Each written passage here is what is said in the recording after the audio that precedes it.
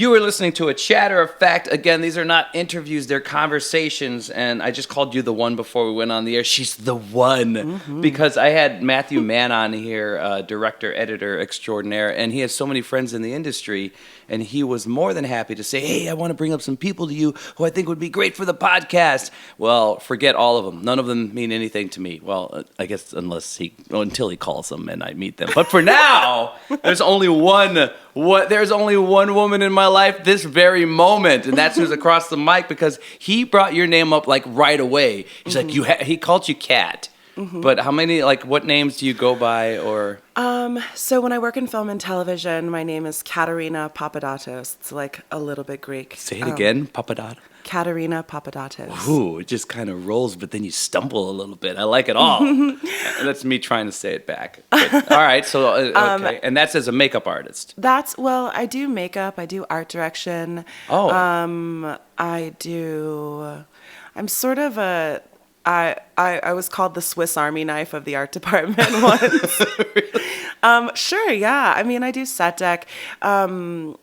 And I think it was born of working with smaller companies. Okay. And so I have the opportunity to I don't know, I can sort of, it's just not hard for me to figure out how to do everything. Did you or start it wasn't. So, in that industry? Was that more indie film that you started in? So I started out as a makeup artist with smaller companies. I worked with Lakeview Productions and Cultivate Studios, not smaller necessarily, but very targeted. And they kept everything small and tight, and they stick with the same people who understand what they're going for and what they're interested in. So I started out as a makeup artist, and it was people like Matt, honestly, and Chris Gerhardt and Kendall Miller who believed in me, and they were like, do you want to try your hand at some art direction? And I was like, what's that? But come to find out, it's all the stuff I've been doing my entire life. It just, is translated in a different way. And, oh, wow. So I started doing art direction, and I've worked, I think the first time I did art direction was for an MTV project. So that was your first? Yeah. Really? Oh, okay. So yeah, you didn't go from the barn indie film art direction. No. And folks, real quick, just so you know, we're going to unpack her. I cannot wait, because here's what throws me off. He said, well, she's a makeup artist, but she works in the industry. She's worked on some major productions or with major players. And then she's a drag queen at night. And then I said, she? And he said, yeah, she. So, which I've never heard. Maybe I don't know the world well enough, but I figured drag queen meant a guy in drag, not a beautiful girl in drag. I'm so confused and intrigued. So anyway, that's what we're getting into. Makeup artist, drag queen. You're so perfect for this podcast because of that, by the way. Thank you. I have a professional dancer whom I've loved. I love her so much, Jasmine Jean, and she's been on the show. She's a professional dancer, has worked with Celine Dion, and she was a backup dancer for Agents of S.H.I.E.L.D., but then, boom, flip side, she has her own lube company, and she makes her own, edible lube that happens to be good for your teeth, and it's called blow paste. So, yeah. I like that. So when I meet people like you that have this flip side, and it sounds to me like you're killing it, you're very successful in both entities. When I hear that you're working on major productions as a makeup artist or set designer, we'll get into all of it. But then I get you on the phone for the 3 minutes, and you said, well, I'm going on tour as a performer. It's holy shit, this girl has a lot going on. So that's what we're in for. I wanted to give you guys just a heads up of the road that we're, the yellow brick road I'm going to skip down till I get to the end of her Oz. So that's where I'm going. So anyway, let's go from the beginning. Where were you born? Where'd you... I was born in Evanston, Illinois. But wow, right here. Okay. Yes, but I didn't really live here much. My parents my mom was a professional model, and my dad is a musician. And what's he play? He's a percussionist, and he's one of the best percussionists in the world, actually. Who's your dad? His name is George Papadopoulos, and he does a bunch of classical work and all kinds of beautiful things. He's an expert on Middle Eastern and African rhythm. And, oh, wow. He's just one of the, he just geeks out over art. And he it translates in all kinds of different ways. Both of my parents are like artists and creatives and actually generations back even, like on my dad's side, we had like a prima ballerina with the Bolshoi. We had a famous composer, my great uncle, and we still get royalties from his music from the 40s. It's nothing I recognize personally, but it still gets played in Europe. Oh my God. So, yeah, and like playwrights and things like that. So, when I was younger, I remember wanting to be a doctor, like a surgeon. With all that background, that's interesting. And my parents were like, "Okay, go on with your bad self. I don't know, do whatever." But you can't really tempt fate. Yeah, I mean, with all that, it seems hard that you would be like, "Oh, the store clerk at the Ace Hardware." I'll go into a highly technical profession that has nothing to do with art. Yeah, even that. I mean, I suppose you can pick up the focus from all that, but I mean, I don't know. It seems like it would have been hard for you not to get into this. So then how do you fall into, I mean, first and foremost, it was makeup art? I don't know. I look back on my childhood and I sometimes I'm like, how did I get here? Like, how am I a professional drag queen?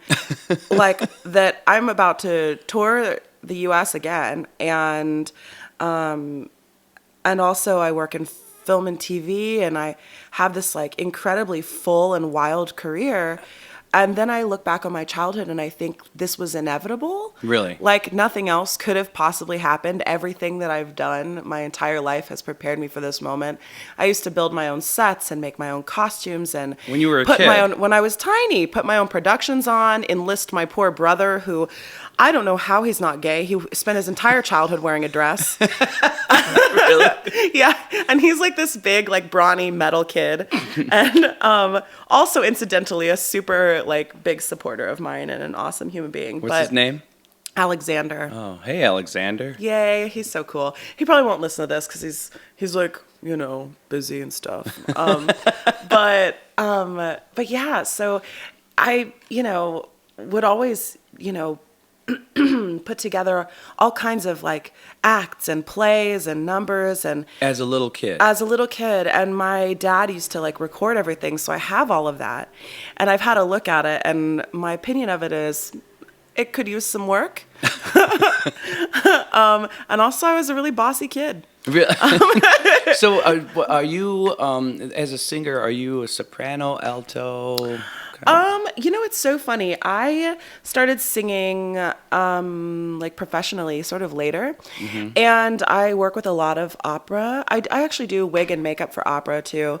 I did the Chicago premiere of Grapes of Wrath, the opera. I did the wig and makeup design for that and also the Chicago premiere of Dead Man Walking, the opera. Oh man, I love the fact that you're making me dizzy right now because I'm trying to toggle. All right. I know, I've done so much. I'm sorry. So let's see how we got because how we got into the makeup thing because I guess that professionally was that kind of your like, first are you step? asking what my foray was? Was that your first step into professional entertainment, the professional entertainment world? Was it as a makeup artist? Yes, I guess so. I think that could be. So like when you're a makeup artist, styling and makeup. Okay, because this is the cool thing about this for me is this is totally different.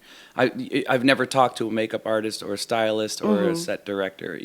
This is all brand new. This is really cool. So. Where does the training come from? Like, how do you prepare for something like that? Or did it?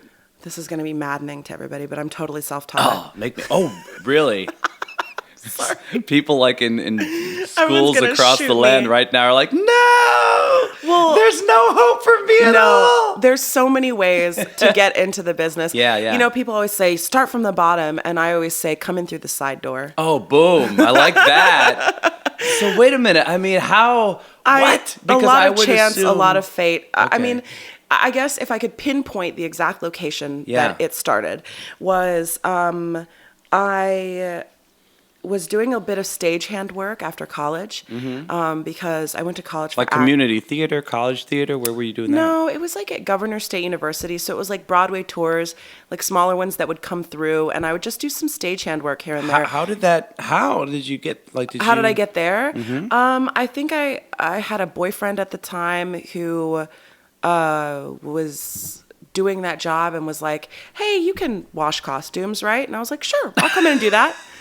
And I guess I just said, like, I had a professor in college who I fucking hated, but he was brilliant, and he would say siempre sí, which is like always yes. So I just said a lot of always yes at the beginning of my career. That seems to be like the norm for successful people, especially like in the film industry or any entertainment industry, is just say yes, and then even if you have to figure it out later, say yes. Absolutely, yeah. Don't I didn't know what the hell I was doing at all, for sure. I just learned very quickly, and I'm very observant. And okay, so tell me this: you start off, and he says, "Can you wash costumes?" Yeah, and I said, "Sure." And what did that? But then what started happening? How did the role expand? So then what happened was this: he got hired by Shed Aquarium, this boyfriend actually, and Shed Aquarium was doing like John G. Shed Aquarium here, which is incidentally one of, like, if not the most visited museum in the States, the most visited museum in the States, which I thought was really interesting when I found that out. It's a gorgeous place. It's beautiful. So they had just remodeled their aquatic theater and like built it into a proper theater, and it was like a $4 million project. And they have the largest, if those of you that are like geeks about this, they have the largest motorized cyc in the world. It's absolutely stunning. It's a Venetian blind cyc, and it's stunning. It comes down, I mean, it's so impressive. So they were looking to put together a piece of theater that was both educational and, and also like a proper piece of theater. When was this? This was 2010, 2009, 2010, wow. 2010. I guess that's the beginning of my career. So anyways, he goes, "Do you want to come in and repair a few costumes? It's probably 2 days work." And I said, "Okay, yes." And so I went in there. Had you ever done anything like that before? Like, no. I can't sew the hole in my pajama pants. No. Well, sewing, yes, I've done before, but like this was a whole new thing. I ended up they ended up liking me, and they ended up realizing that they needed someone to care for these costumes in the show because they were going into salt water 6 times a day, 7 days a week. Yeah. And so if you know anything about saltwater, it's like highly corrosive. And the costume house that built them was not taking that into consideration at all. And they paid a pretty penny for it. And the costumes all had metal zippers that were gone before the show opened. Oh. So they realized they needed somebody to like care for the costumes. And I was like, "I'll do it," and they were like, "We can give you a part-time job, if we find out you're not a criminal," because they have like pretty extensive checks there. And so we worked night and day for them to help put the show up. And then they gave me a part-time position there. And so then this is how I met Matt, actually, because Matt came in with Kendall Miller and Chris Gearhart and Becca Stahl, who I love. They're like family to me, all of them. They came in and they were doing a project for Lurie Children's Hospital. And it was a project for children who were too sick to come see the theatrical show. Mm-hmm. So they filmed the show, and then they put a little story around it. It ended up being a 30-minute short film. Oh, wow. And it was like this project of love and, just like lots of hard work and quite very little money to put it together. And they were like, "Okay, well, we're going to get a makeup artist." And I guess, I have to like thank Shed and the vice president there, Tanetta Kayam, who it's her birthday today, and she's a badass. Is she's still there? Yeah, she's still there. Wow. And she's also like family. I love her so much. She was like, "Well, we've got a makeup artist." And I was like, "What?" And so they were sort of bullied into hiring me. Wow. And there was effects makeup in it too. So, which I actually love doing effects makeup now. I've done a good bit of it over the years now. But this is amazing. So they were like, "I guess so. It's y'all's project, So they hired me, but we all just sort of meshed together really well. And I worked so hard for them. I mean, we had like 16-hour days. It was rough. This is nuts because this is so impressive because you walk in here and you strike me as the kind of person that has been somewhat glam all your life. You just have a way about you that just seems like you feel like a glam diva to me, and to know that you're this like glam diva who can also just like get on her knees and like work and kill it. Like that's awesome. That is awesome to know and to see. Oh, of course. Yeah. You can't I think that if you ever think I'm too good for this, then you should just think of something else to do with your time. No, you can be too busy for it. Yeah. It can be not the right fit. But if you're like, I'm too big for this or I'm too good for this, that's never a possibility. You've just taken yourself out of the game. Yeah, because at the end of the day, my interest is not fame, it's art. My interest is being an artist. And the people who are in it for notoriety or anything like that, you can feel it and it comes off of them like it smells. Not almost. Genuine at all. It feels like desperation and weirdness. Even if you think you're hiding it, you're not. And luckily, the Chicago scene for, both film and theater is full of really good people who work really hard, who will get down on their knees and be like, yes, I'm in a beluga tank next to a whale and I'm trying to fix this zipper and Is this true? Oh yeah. I like halfway fell into a beluga tank once. When so in addition to like working very hard and being very busy, I'm a klutz naturally.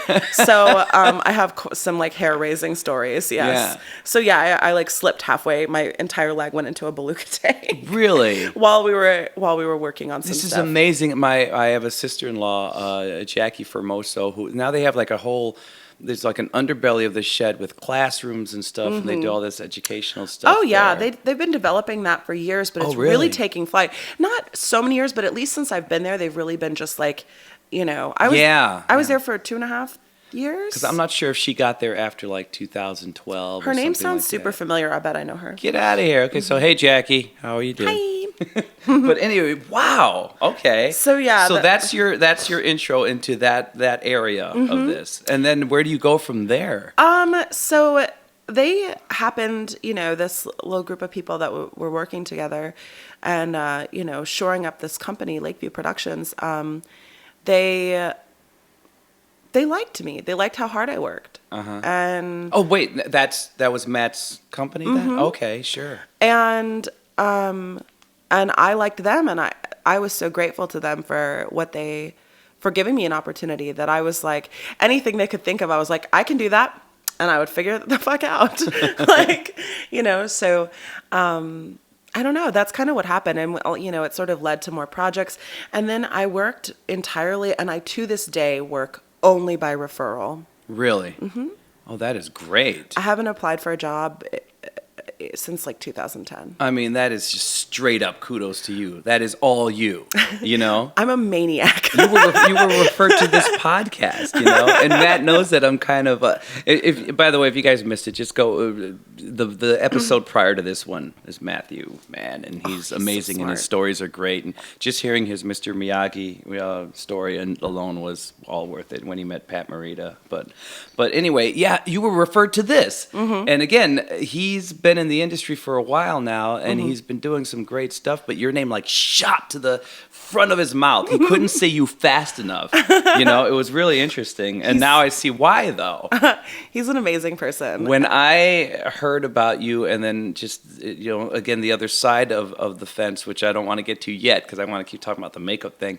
When I heard about just you as a performer and all that, and again, you kind of come in, you're glam to me. You just have a vibe, and it's not like you're wearing your Oscar dress, but you just have a feel, and I like it. I would have never thought, no, she was like working on zippers next to a beluga whale. Oh my gosh. What happens after the shed? So after did the you shed start working? Yeah, I basically start working with other companies, and I got referred to like still motion. Primarily as a makeup artist? As a makeup artist at this point, yeah. Okay. And it wasn't until like Lakeview gave me the opportunity, and Cultivate Studios gave me the opportunity to sort of work in art direction. Okay, wait a minute. Wait. Let's figure this out. Because you're suddenly working as a professional makeup artist without any training. So how did you figure that out? I mean, naturally you knew how to apply makeup, but I mean, to become a professional, what? It's not that I didn't have training in makeup. Like I studied like stage makeup, which has nothing to do with film. I mean, very little, honestly. That's because that's just similar to stage performances. That's just bigger. so to speak, right? Because Sort of where of. it has to translate across the room. The type of painting we were doing was for like opera houses, so like 1,000-seat theaters, which is so funny that that was what I was being taught in school, because I went to school in Chicago and most of the theaters here are like 100-seat houses. So I don't know why we were painting for the check cashing place down the street, but we were apparently. Now, when you say painting, is that a term? Oh, I say painting when it comes to doing makeup, I say paint. Wow, that's cool. Is that yours, or is that kind of an industry term? I think it's a drag term, you know. Okay. So, and also it is really, you know, I look at it as painting. Yeah. Most of the people that I hire, because I've been hiring my own teams for quite a while now, and most of the people I hire, I prefer if they don't come through cosmetology.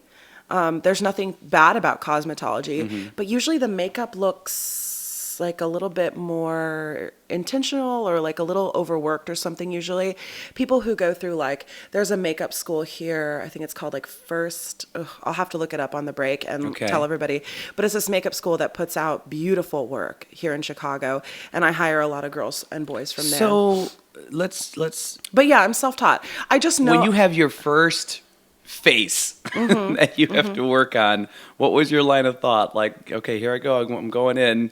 And I mean, did you have to just kind of look at that person and try to figure out, okay, what am I doing here? What do I need to do for this face? Like, you know. No, I can just feel it. Really? Yeah. Oh my God. And you just had your stuff, and now, like, I'm picturing you closing your eyes the entire time. That would be unsuccessful. That would be wildly unsuccessful if I did that. But like from the get-go, your very first time, you just kind of, wow, that's amazing. I mean, that doesn't mean that it was perfect. Like, Sure. there's a lot of things that I would, you know, go back and, I mean, I don't know if I'd go back. No, I stand by everything I've ever done. Okay. That doesn't mean that it was the best thing I've ever done, but it's what led me to the place that I am now. I learned from everything. Right? After the first time you're doing it and you're doing like the makeup art, what, like, you walk away from that, and then what's the first thing you think of as far as, okay, now I'm going to hone this craft a little more? Like, what did you do? Did you read, or did you? You know, I think I'm missing out on a very important element here, explaining something. And this translates to drag, so stay with me. Okay. In drag, there are these things called drag mothers, right? And that is basically a person who shows you how to do what you're going to do, how to work on your craft, how to practice it, how to perfect it. And I always like to say that YouTube was my drag mother. So I watched thousands of hours of video of all kinds of things. And so, yeah, it's not that I just like automatically understood certain things. I mean, there are, you know, like any working professional, no matter if you're starting at the beginning or if you're seasoned, you learn things on the job all the time, and you're like, you know what, I need to grab that product or this item, and that's gonna assist, you know. But I watched thousands of hours of video of people getting all sorts of like effects makeup done and you know, all sorts of things like that. So I guess there is a similar thread, and you're just so perfectly part of it that we talk about on this show. The difference between people like you and the people who maybe hit something and do well at it and then sort of sit back on their laurels, you know. And then there are the people like you who just constantly work at the craft and constantly learn like a sponge, because that's why you're so successful, you know. It's the people like you who make that happen for yourself, you know? Sure. It's not, I can't picture you being satisfied, like, and I mean this in a good way. I will never be satisfied. Yeah, it's amazing. I can already tell that you're not the kind of person who, yeah, all right, I'm done. I have that. Hell no. Know? Oh my gosh, that's when you should quit. Yeah. That's when you should quit. 100%. So you're learning and oh yeah, and there's no I mean, I don't know. This is why I've never been worried about any competition ever. I've never felt competitive with another person. I mean, here and there, maybe when I was younger, Sure. but once I became a working professional, I do not feel competitive. Why did that person get this job over me? Why is this, you know, happening or that's not happening?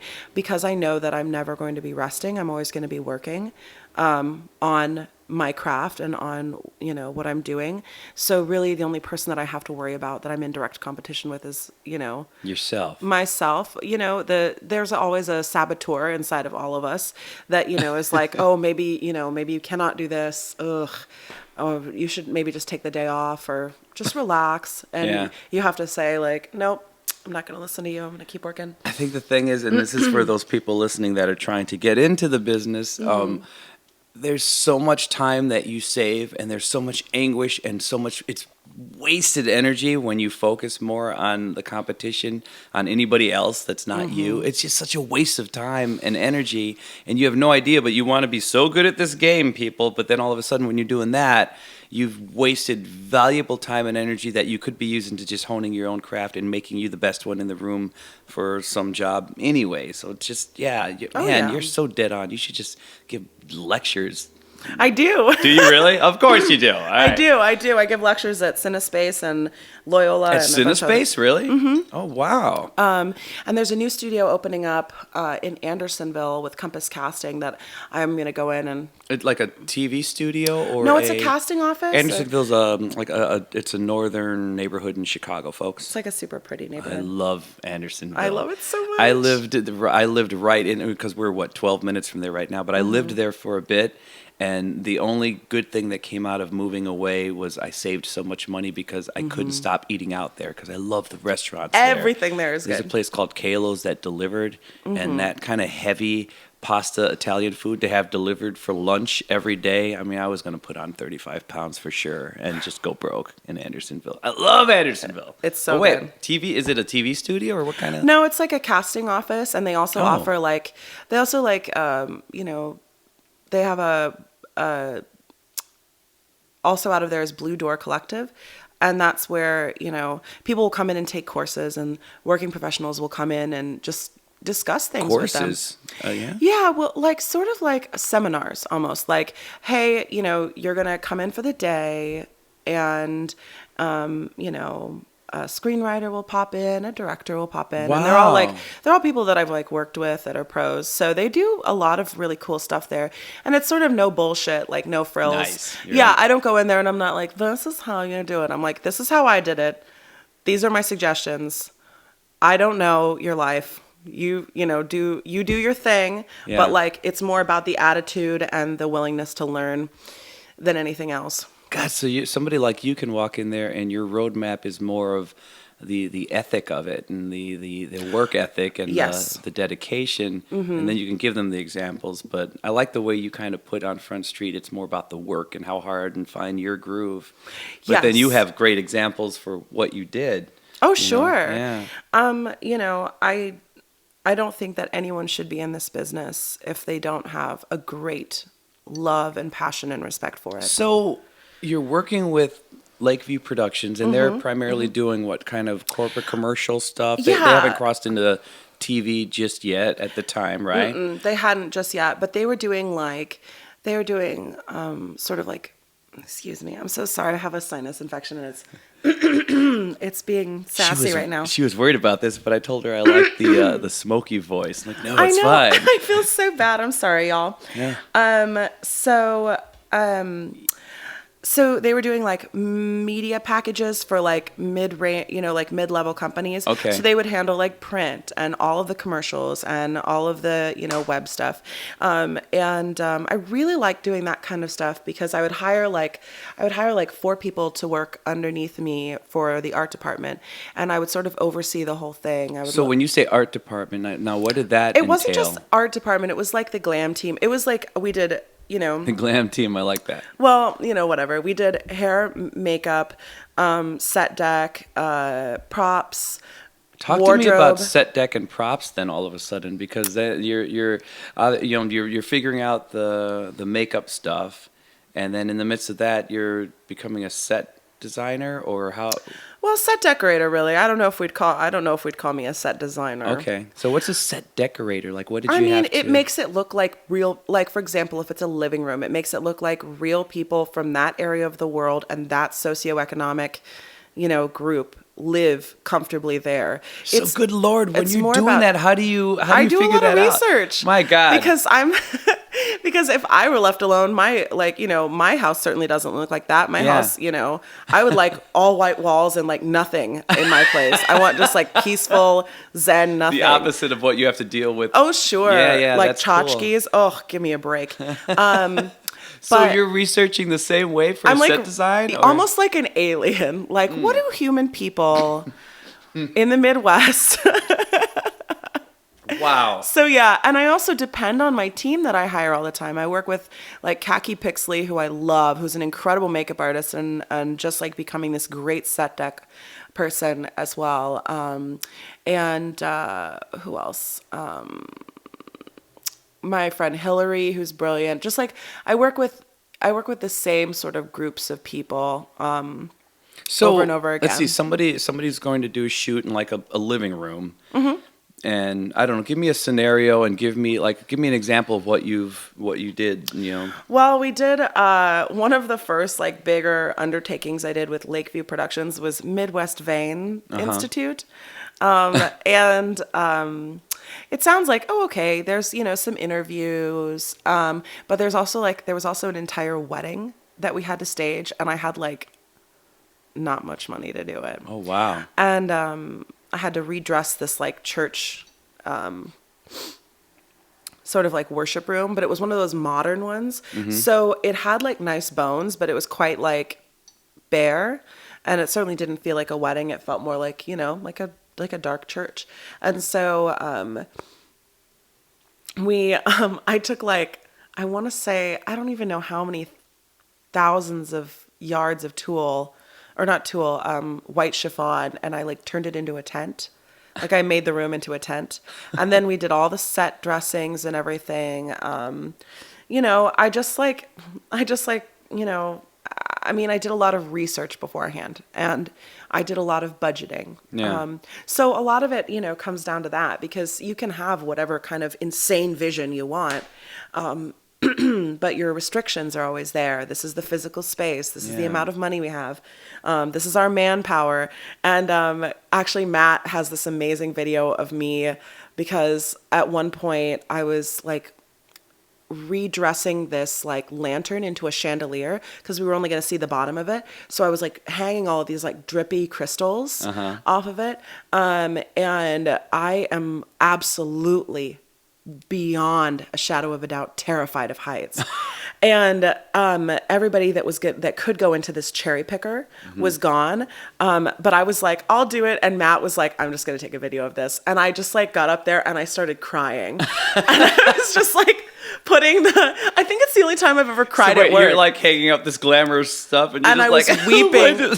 I was openly weeping. And Matt just took this video and he was dying. It's awesome. It was so, and then you know how cherry pickers, I don't know if you've ever been in one. I hadn't before then, and I don't plan to ever go in one again. Thank you very much. But they kind of like jerk. And so like on the way down, it was like jerking, and I was just like clutching the rail and sobbing. And that's dedication though, man. Oh, sure. I'll do anything. I'm an idiot. That is amazing. Do you need more coffee? I need more coffee. Yes, let's get more coffee. Quick eye blink for you guys. Okay, yep. That was an eye blink for the audience, like a second eye blink in a couple minutes for us to refresh the coffee and high five each other, and I could let her know how much I'm enjoying the chat. Yay. But so, man, you're doing all that stuff, and then you're getting, all of a sudden, when does it suddenly turn into something bigger? Because something bigger happened. As far as your career. Oh, sure. I just kept getting referrals, or I just kept getting referred. And was this more for TV, or was it for film, or was it for mostly theater? TV and commercial? Okay. I only started doing film this year, and we can talk about that a little bit. I don't know if film is so much where I'm very happy. Sure. Film, was very good to me this year, and I learned a lot of wonderful things, and I hung out with some amazing people. But I really like the hard, fast nature of commercial and television. Oh, okay. And I like that. It's definitely more money. There's no doubt about that. Yeah. Which is good for me because it gives me more freedom to work on other creative endeavors.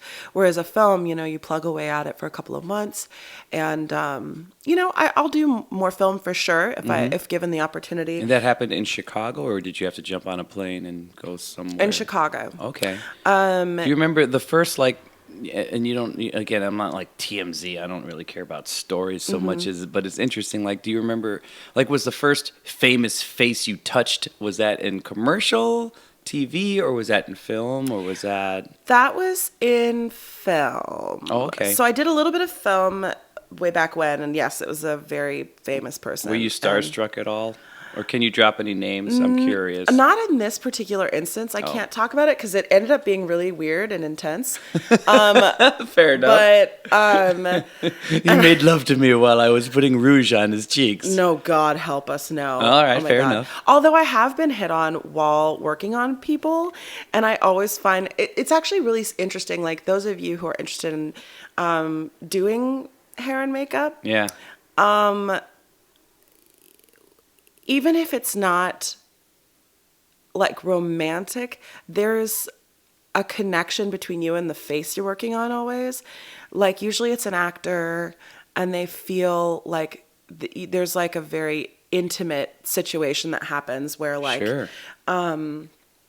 They just, it's sort of a mutual dependency. They depend on you to look good and you depend on, I kind of feel almost vulnerable when I'm in the chair because I just feel like it's you're the one who's going, please make me look good. So I feel most vulnerable when I'm in the makeup chair for a TV appearance or film or whatever.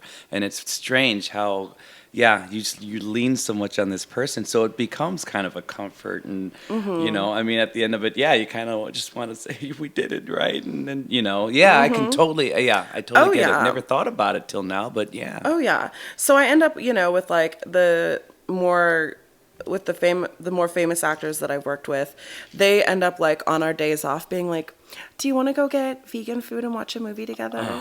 Or like, let's go get hammered and party in Boys Town, which is like the gay part of town. And you're like, listen, Samuel L. Jackson, I can't do that right now. No, I'm like, I have one day off and I'm so tired.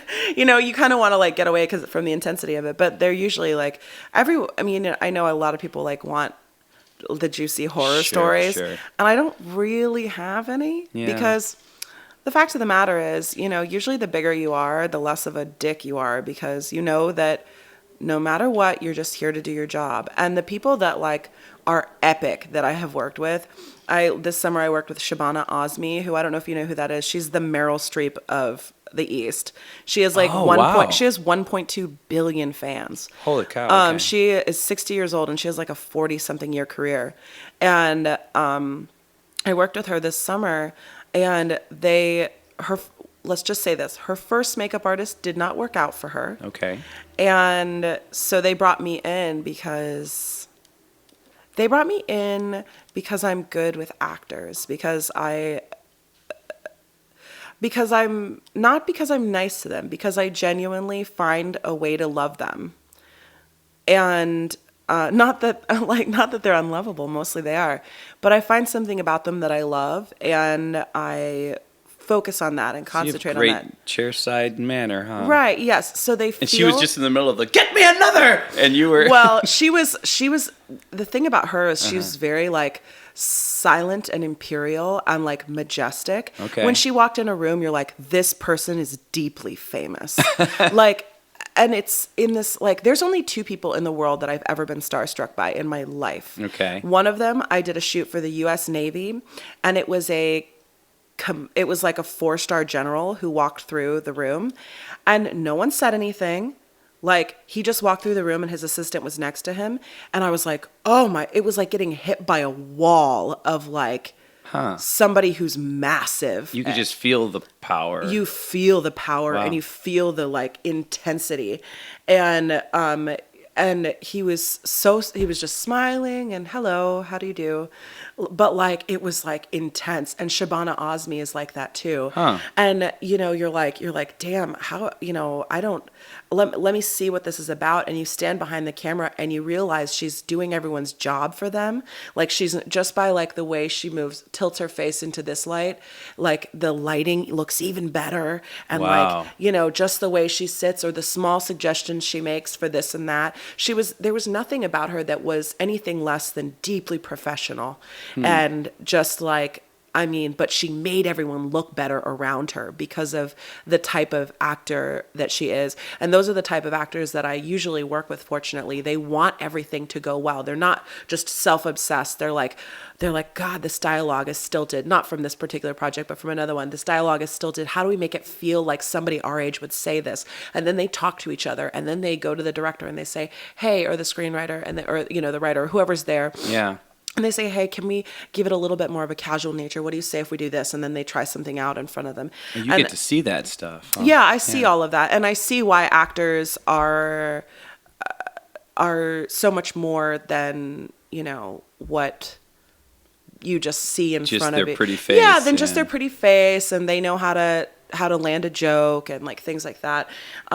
There's so much more, especially with the film aspect of it, that they do that you never see or hear about or know. That doesn't mean everybody else isn't busting their ass and doing a beautiful job, but I would describe them as like enhancing of the technical elements a lot of the time. Some of these people like deserve that fame and fortune. Like the people that have been in it for a long time, Absolutely. they become true craftsmen of the art. I've heard that about, of all people.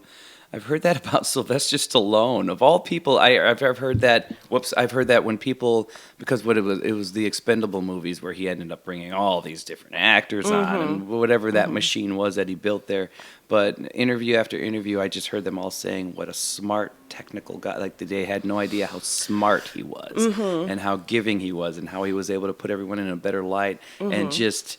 He was not just that, like he knew every aspect of film. Oh yeah, Tom Cruise is like that too. Famously. Yeah, I've heard that too. That he's super giving, and I read this really interesting article about him recently. Like in all the movies he's done, in the last few years, he has a female character who ends up being the hero, and there's no and she's not sexualized at all. Wow. So like it's very personally I'm like a mega feminist. Not like I am a mega feminist. Okay. I appreciate that. I enjoy that. That somebody that massive can be like so giving of others, and yeah, he's more interested in the work. A movie maker, him, Leo DiCaprio, guys like that. It's so funny. Like a Tom Cruise, no matter what people say, whatever they think they see in the media or whatever, nobody really knows unless you know the guy or whatever. But on film, that guy is a filmmaker. He's not just an actor, right? Oh yeah, he's a filmmaker. And I don't care who he bangs. I just care what he puts out. Like that's Oh man, so now. In the midst of all this and doing the TV, doing the film, and let me say this: is there a general tip you can give to the makeup artists out there? I mean, I guess it sounds to me like it's find your own groove and research seems to be. Oh, yes. I think the research never ends. And you should always be trying new products and, go with what works really well for you, but always try new things. Don't give in to fads with product. Nice. That's, something that happens. Like for a while there, everyone was airbrushing makeup on everything. But if you're a technically good painter and you have good product, then you don't need to do that. Know where to spend your money, when it comes to that. When somebody comes in and their kit, this is just a personal thing for me, though. When somebody comes in and their makeup kit is like the size of your dining room table, I don't trust that they trust or know themselves. Wow. Okay, nice. Because you should know thyself as a painter and what product you need to deliver this. Yes, always be prepared for sure. But you should know what things work for you. And then the other two things that I would say with regards to makeup artists in particular are shame on you if you don't know how to do makeup for other skin tones. I cannot tell you how many times I've encountered, for example, I remember earlier on in my career when I was doing makeup for a bunch of children, child actors, and they were all wonderful little souls, like very sweet kids. Mm-hmm. And there was this very dark-skinned African-American boy who came in, and his mother came up to me quietly and she said, "Hey, I know you're the makeup artist. I just want to let you know we brought our own makeup. If you know." And I was like, "What do you mean?" And she was like, "Oh, just, a lot of people don't have his colors usually." And I was like, "What people? Where are they? Let me come get them and find them and fire them from everything." Yeah. Like, you should know how to do makeup on every skin tone. Nice. It is unacceptable if you do not. And I cannot believe that I have to say this still, but I still encounter that. And I work with I'll sometimes work with makeup artists that like will hesitate when they come across like somebody like I worked on a gentleman who was Indian, and he had a darker tone.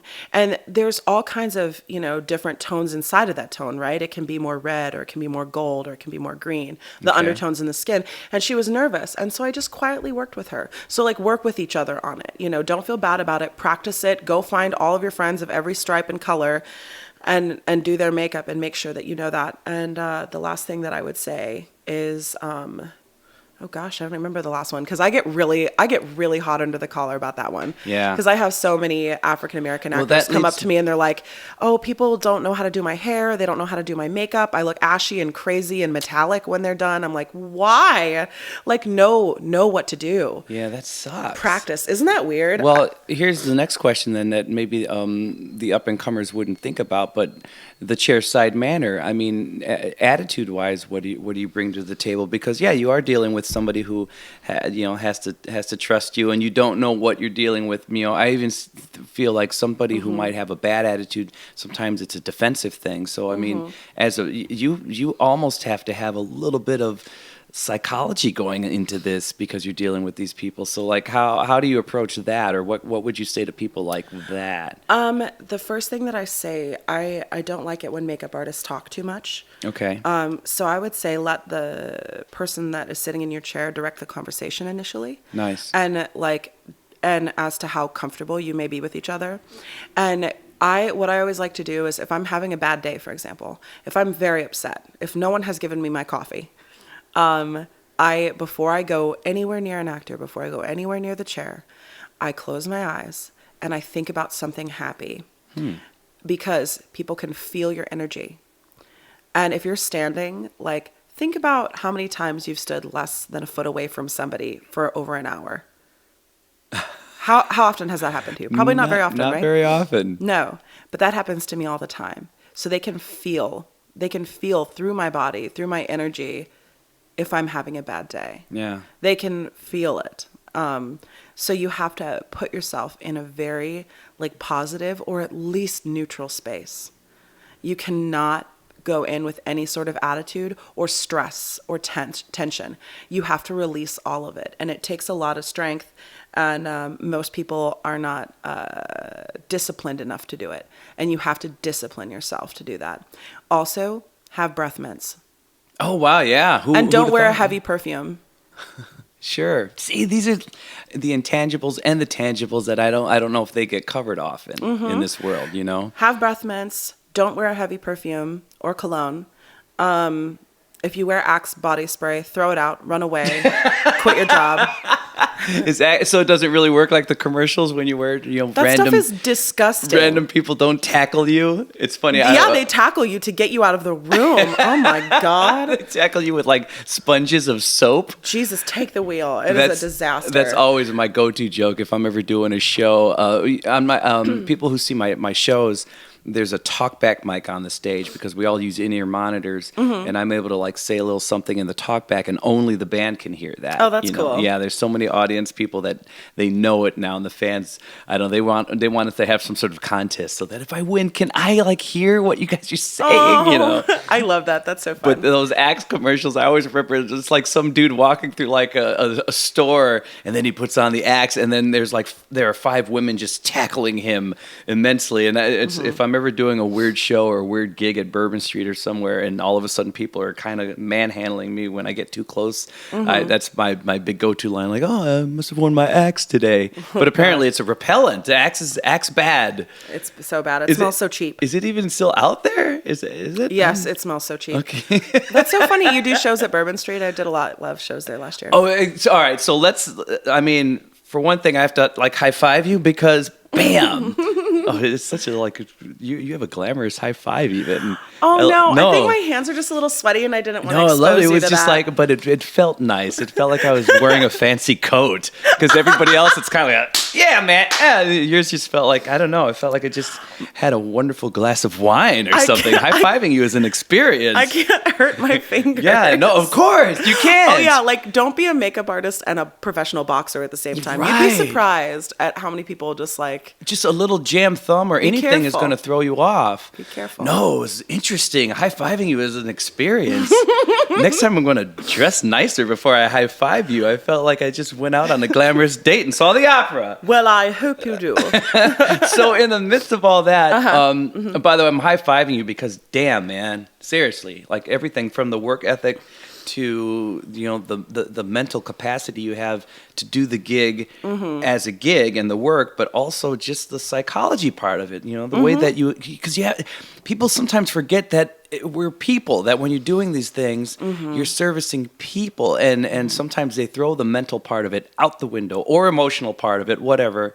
But you have to put on these psychological gloves as well when you're dealing with people, especially performers. And yeah, I know some of them are just jerks, and some of them are, they have attitudes that they shouldn't have. But I feel like so many other people are just overly sensitive. I mean, I don't know if you feel this. You must, because we're going to get into your performance area now.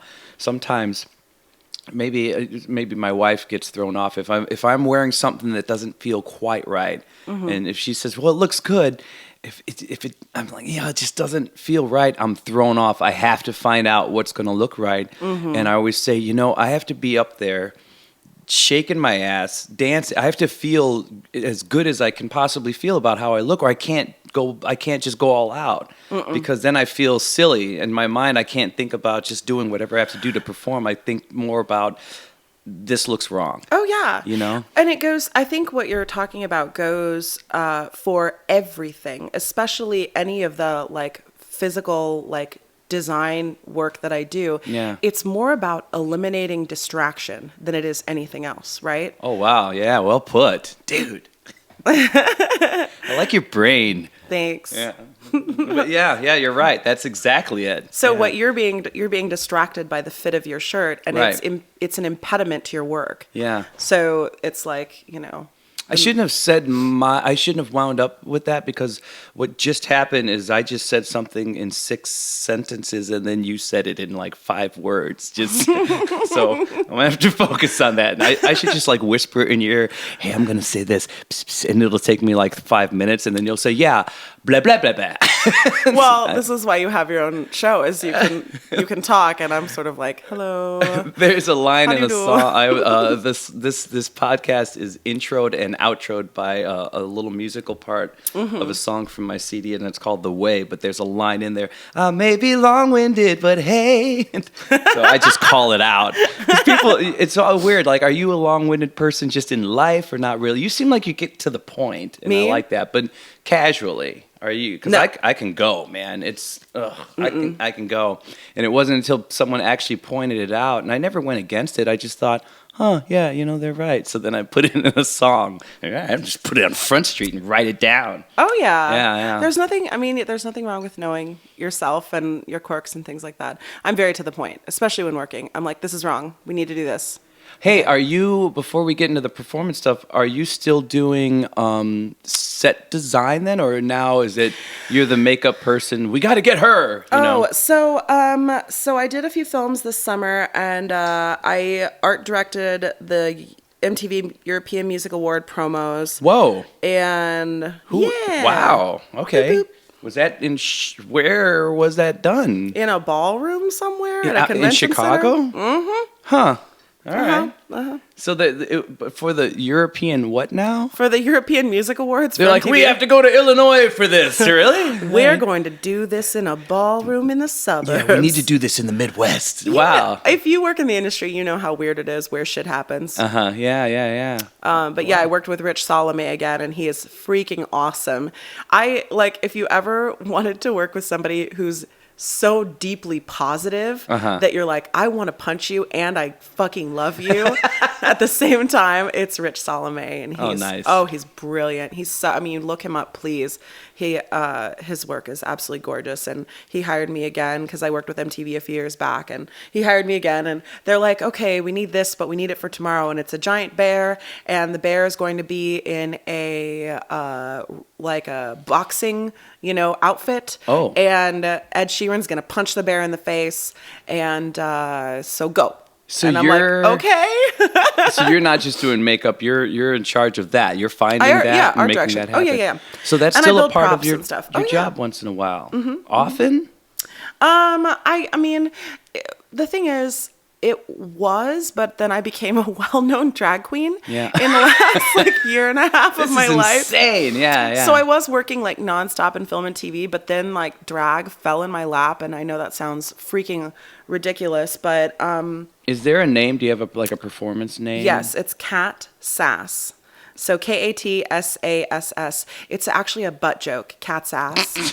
I didn't catch it at first. Yeah, it's a subtle butt joke. Just a light ass joke. How did you go? There's nothing like a good light ass joke. How did you come up with that? Was there a cat sauntering in front of you, and you were like, "Wait, I've got it"? I actually really don't like cats. Me neither. Yeah, I feel like we're too alike, and there can only be one. No, I think you have a. So every time you see a cat in the room, you guys kind of lock eyes until one walks away. It's like a stare down. Yeah, but you seem, get out of here. You know what? You have a warmer heart than they do. I just feel like they're conniving. They always know something you shitty. don't. I'm a dog person. They know something you don't. I had a friend who, anytime somebody spent too much time at her place, the cat that she lived with would just piss in her purse, or really angry people. Oh yeah. You feed a dog once and they are your friend for life. Yeah. Oh yeah. My I had a roommate, and she had a cat, and this cat was stupid. And an asshole. Really? Like a dumb asshole. And this cat would always the screen would be, kind of down, but the window would be up, and she would paw into it. And I kept thinking, that cat is going to fall out the freaking window. That screen is going to pop open and the cat's going to fall. And lo and behold, I was walking through the kitchen, and that very thing happened at the second that I was able to grab the cat and scoop it off the windowsill from falling. And the cat got mad at me from keeping it from falling out of a window. And I was like, that is quintessentially a cat right there. It's like, I just saved you. And they're like, why did you touch me? Get away. That's worse than any diva you would encounter in the industry. Yeah. And I've encountered a lot of divas. Oh, damn cats. So then, all right. So How did drag happen? Yeah. Okay. So I went to school for acting, and as soon as I got out of school, I was like, oh, fuck acting. I don't ever want to do this. This is awful. And that's kind of what led me to doing little technical work here and there, which we previously discussed. And so I had a friend in school, and he had an LGBTQ theater company called Mid-Tangent Productions, which no longer is active. And they did gay drag musicals that were Disney themed. Oh. And they did so well here. Bizarre. Maybe it's not so bizarre when you think about drag queens doing Snow White and the Seven Dwarfs. We did Snow White and the Seven Drag Queens. That show ran sold out for 2 years. That was the title? Snow White and the Seven Drag Queens awesome. here. Yeah, right. We made a crazy amount of money, and a bunch of people got careers out of it. So now wait a minute. You got, how did you? So what happened was this. He was a schoolmate of mine, and he called me one day and he goes, hey, are you still acting? And I was like, fuck that. I hate act. And I was like, I have moved on with my life. And he was like, okay, but I have this part in the show, and it's Alice in Wonderland, but drag. And the Queen of Hearts is supposed to be played by a drag queen, but I cannot think of anyone but you. You're the person that I want to do this role. And I was like, okay, so great. all right. And even actually earlier in my career, like when I was acting, I played trans characters a lot, like people who were transgendered or who were masking their gender. The very first show I ever did was Twelfth Night, and I played Viola, who also plays a boy in the role. So she like is in boy drag during the show, right? And then turns back into a girl at the end. So I don't really know what it is about my energy or my personage that has like something that feels like gender bendy. Are you or like something fierce like when you're up there, or what is I'm terrifying. Come see it. No, okay, it's fun. I have to come see it then. I have to. Because right now, again, like I said, you kind of walked in, to me with like a glam vibe, but now like I'm experiencing you for, all this time, and you have a very sweet face. So I can't picture this like fierceness like oh yeah, really, just picture me a foot taller with 3 wigs on, and it gets a lot scarier. All right. Well, that's awesome. I think sweet in life and terrifying on stage is the best way to go about it. Oh, wonderful. I need to experience this now. Oh my God, come to any show you want. I'm gonna drag Matt with me. Oh my God. Oh my God, I think Matt's been to my shows. He had a blast. He's a blast. Yeah. They always have fun. So I did the show, and I played the Queen of Hearts, and the character just blew up. People really related to me. Oh, wow. And I think it's because of my acting background. I just let myself be vulnerable on stage, even though I was the villain. Like the bad guy never thinks he's the bad guy, right? Yeah. You can't if you're approach doing it right. anything. If you're doing it right, you think you're right. Then we did a bunch of they started writing shows for me. And then Tranica Rex, who is a very big drag queen here, who like basically helped the careers of like Kim Chi and Trixie Mattel. So wait a minute. RuPaul's Drag Race girls. How does this work? Because I have limited knowledge of this. I thought drag queen was a dude dressed in drag. So how? Okay. Yes. Yeah. So for the purposes of theater, I was like, okay, I guess it makes sense. I'll figure out how to do drag makeup and costumes and But does this happen often where there's a female? No. And I'll explain to you how it happened real quick. Okay. So I was looking around me and everybody was so much more made up than me. And I thought I was wearing so much makeup. So I started sort of looking at what they were doing and doing it. And the community responded. And so Tranica Rex, who... Tranica Rex. Isn't that the best thing ever? That's a great name. She's my dad. Not my real dad, but she's my drag dad. I love it. She is freaking amazing, by the way. She has this show here called Drag Matinee. It's not during the day, it's at night.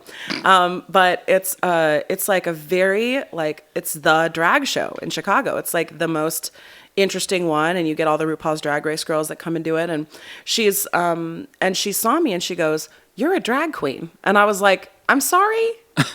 What? Pardon me? Hello?" And she was like, "You're a drag queen. You need more nails and bigger hair and more jewelry, but I think you're a drag queen." And I was like, is that a thing? Can I do that? Like, I could dress in drag for the purposes of a character, right? Yeah. But I didn't realize that it was possible to like do it as a thing. Right. So I started doing it, and I didn't even have a name yet. And she, booked me for a show, and because, I'm a good performer, I sing live, and... So when you got booked for that show, what were you doing that first show that she booked you for? The first show that I did Venus by Lady Gaga, and I did it as a striptease, but it was like the most unsexy striptease in the world. I got a full NASA spacesuit, and I started...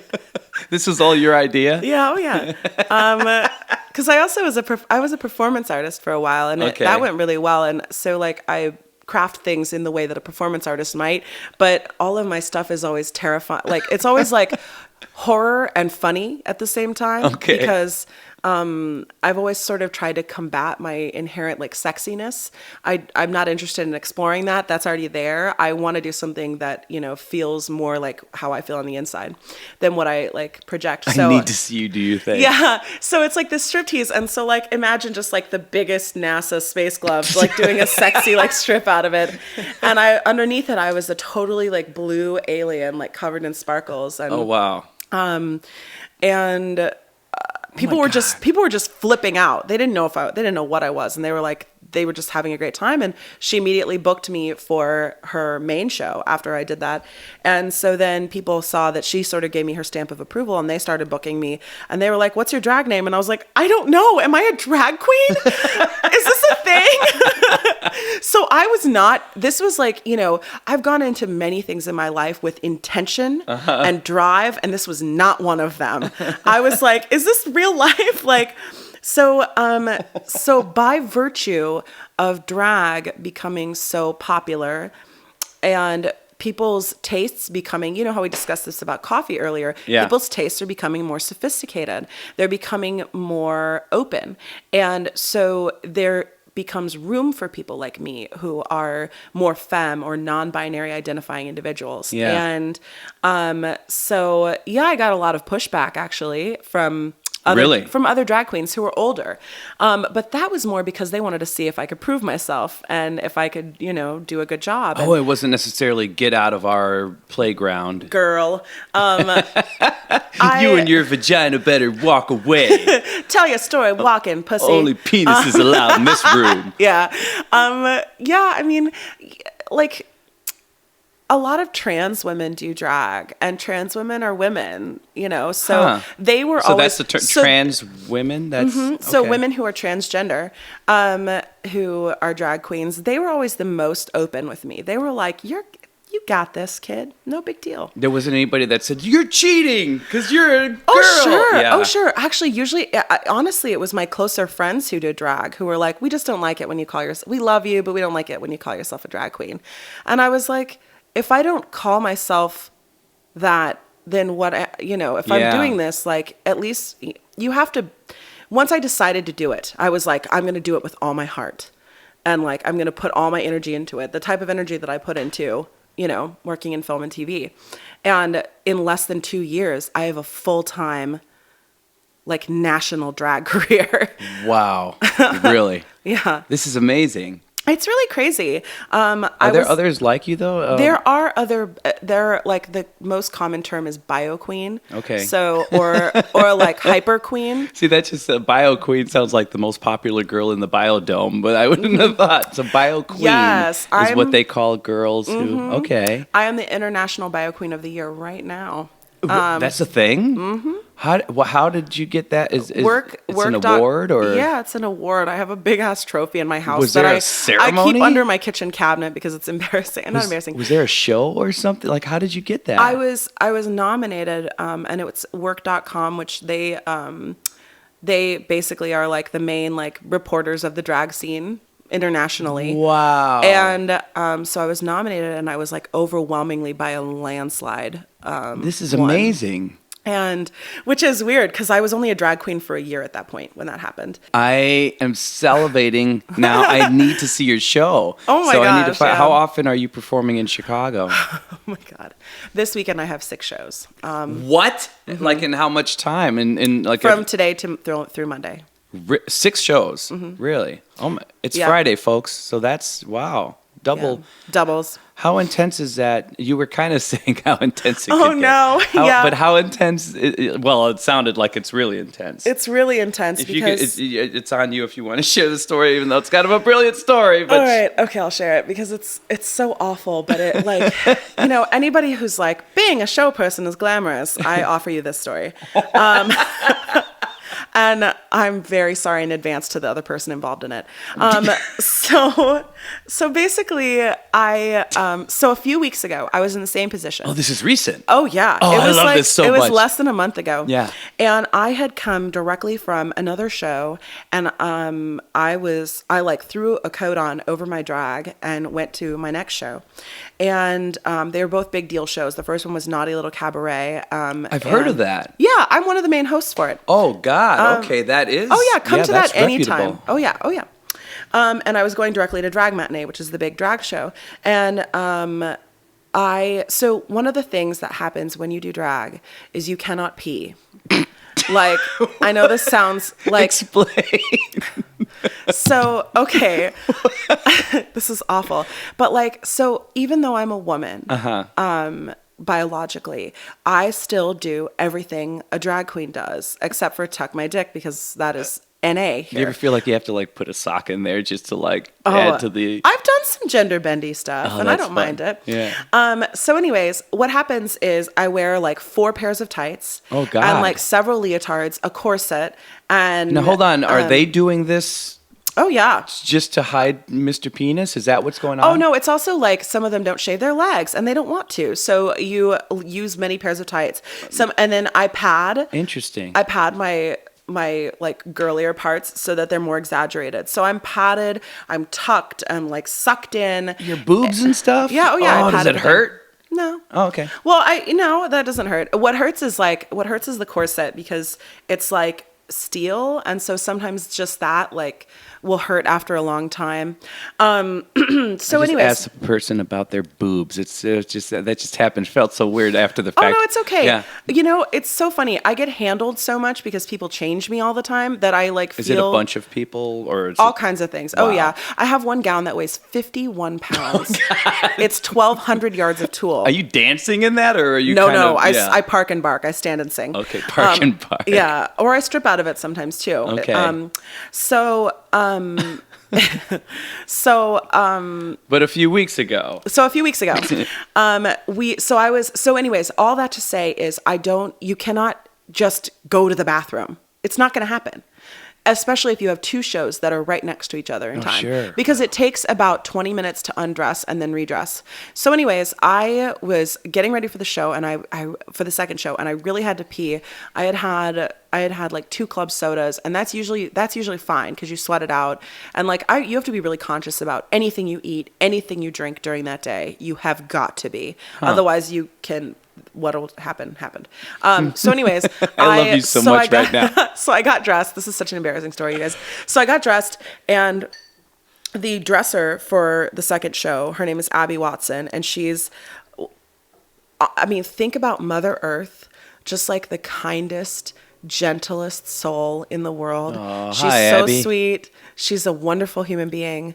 And I looked at her desperately, and it was like 3 numbers till I was supposed to go. So there wasn't a lot of time. And I was like, Abby, I've got to pee and I'm not going to make it. And she goes, come on. And she runs me upstairs to a private like bathroom area. And then we start ripping off my clothes, and I can't take off my clothes because I had huge long nails on. And so I'm standing there, and she's like unsnapping my crotch snap. She's pulling down 2 pairs of tights. I'm trying to explain to her about where the rest of the tights are tucked underneath things. And I was like, Abby, I'm not going to make it. And she goes, just pee. It's okay. And I was like, So I just sort of squatted, still dressed, and like peed through my clothes. Like, and then she like, and I was like, Abby, somebody has to redo like my crotch snap and like pull my tights back up and everything's wet. And she goes, it's okay. I love you. And I would do anything for you. Oh, God. And she was like looking up and holding my garments and trying to preserve my modesty while I was just sitting there crying and peeing.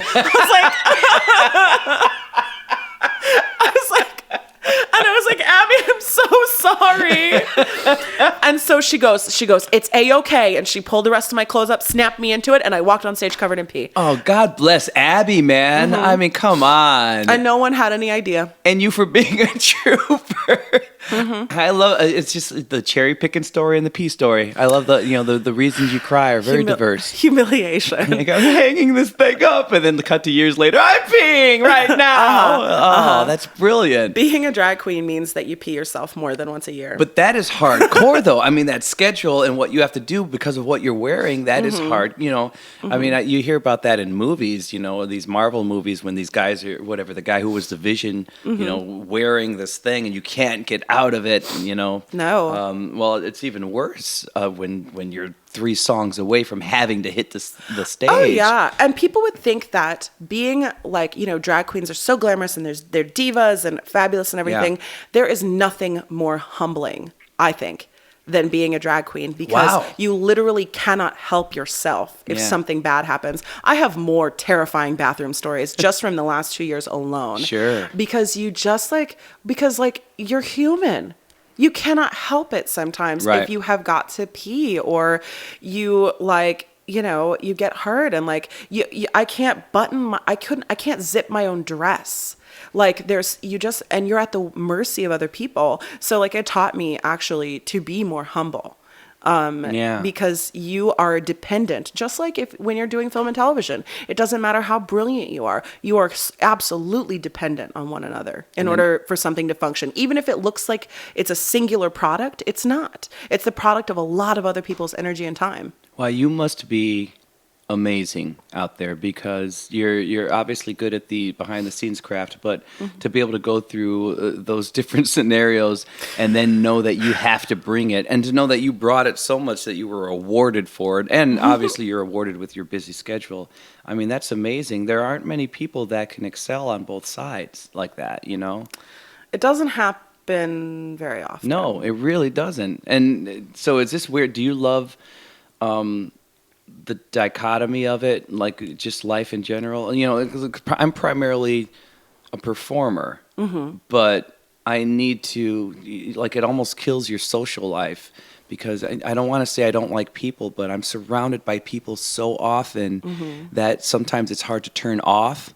And on a break, I don't hide in the dressing room if I'm at a club or something. I work the room, and I try to shake as many hands as I can, and I love it, and I love meeting everybody. It's great, but it gets hard to find a moment to just be within yourself and relax, even when I'm around peers, because they're peers that I work with them, and I'm the band leader too, so it's kind of, I love the people in my band, but I'm also kind of the boss, so it like never works. But to be able to do the performance thing, but then all of a sudden just leave that behind, sit in my living room and do a podcast, which has thousands of people listening. Thanks again, all you people out there. Yeah. I always say this, I can only account for like 30.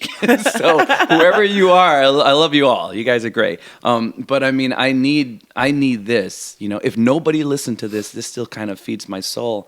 But you must love just are you still loving the dichotomy of, you know, one day you're servicing a performer, you are their backbone in so many ways, and then the next day you are the performer with people working on you. I mean, do you still love both sides as much, or are you kind of leaning more toward, you know, they're very different too, but they're both art, you know, it's both art, you know, it's. Yes.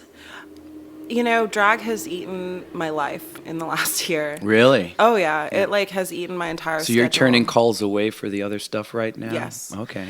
But does that worry you as a professional in that world, that, you know, I mean, I've noticed some people call, and because of the situation I'm in now, I have to say no a lot to weekend work with musical acts and stuff. So there's certain people that just don't call anymore because they just assume. Oh yeah, that's exactly what has happened with me. Is that a fear? Are you a little? Oh sure, yeah. It's not necessarily a fear. It's like there's something about me that I feel like I don't want to let those people down that I love so much, that have done so much for my career. Oh, okay. So, but I think that they look at what I'm doing and they're like, oh, of course, this was meant to happen. Good for her. And, you know, I think right now I'm trying to decide, because the thing is, I'm not done with drag yet. I have like 4 major things to accomplish before I'll be satisfied. Oh. And, well, you know, once I decide to do something, I don't meander. I don't bullshit around. What are can you tell me what I can tell you a few of the things. Okay. One of them is I'm going to write, I'm in the process of writing like a club banger anthem and having it produced as a music video piece, as like a, you know, sort of, like a piece of art. And and that's something that I'm working on right now. There are a few other things that I can't really discuss yet that are like, you know, those deep heart wishes where you're like working on them. And also it might not technically be possible because I'm a female biologically, but I'm going to gun for them, because my work in drag is not, it's also about social work. Then the fact that I have women and non-binary identifying people message me and call me and write me and say, my God, thank you for doing what you're doing, because you know, I always say that like there was somebody that was going to be able to break through the barrier, and I was always meant to be that somebody. And that doesn't mean that I'm the greatest or will be remembered in any way, but I'm making room for other people. That's very cool. And that's like something that interests me deeply, because I look at drag as a piece of social work. And also, as art, it is fulfilling in some way. And like you said, when I get done with work, I have to be left alone. I will sit in the bathtub for like 2 hours and like read. And I need to, because I'm, naturally a little more introverted. So it takes it out of me.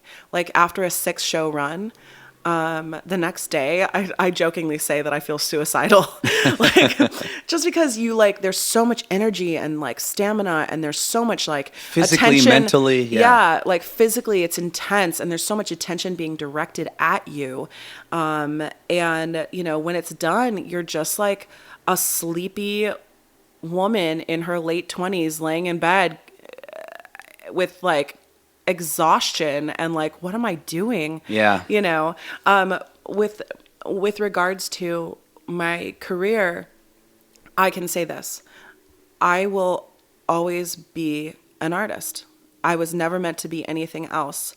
Drag is just the brush that I've picked up and I'm painting with right now. That's cool. And film and television was the brush that I picked up and I was painting with until recently, and will continue to. I find film and television work very rewarding in a different way, in a way that doesn't cost me my fucking soul. That's important. Yeah. Because drag, there's something about performance that it just like, because I feel so much and give so much to it that like afterwards I'm like, ow, I need a real life. I do feel that though. It's weird because I think some people are surprised at how much I need to shut down after a long show run. But it's just, you need it, your mind and your body. Mm-hmm. Yeah, I need to be, I guess, on the couch, and I can't just sit all day, but I mean, I need to shut down. It's so important.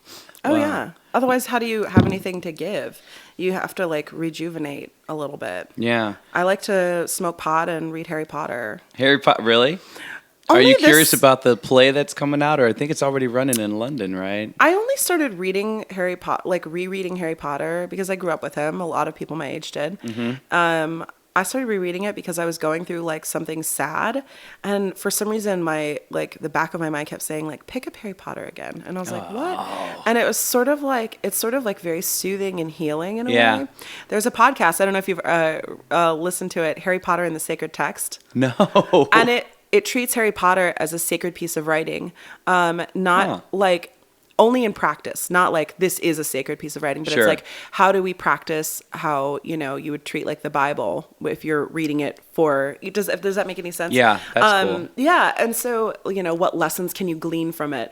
And so there was something about it that was very healing, that and smoking pot, which I only started recently. She wrote a play, and I think it's like Harry Potter dealing with his son or his kid. And his son's like inherent, leanings towards darkness. Yeah. I don't know if they're going to make a film of it, but I think it's running in London right now. Mm-hmm. Yeah. So. Yeah, you're right. It is. Yeah. Yeah. So, I the only thing I hear people can do, unless because I think it's like the next 3 years, it's just sold out. So people can buy the screenplay and just read that, but they haven't. It's not from a book or anything. But, yeah. Interesting stuff. Did you have fun doing this? Oh, I had so much fun. Thank you for having me. This is great. Thank you. Where would you like to point people to find you?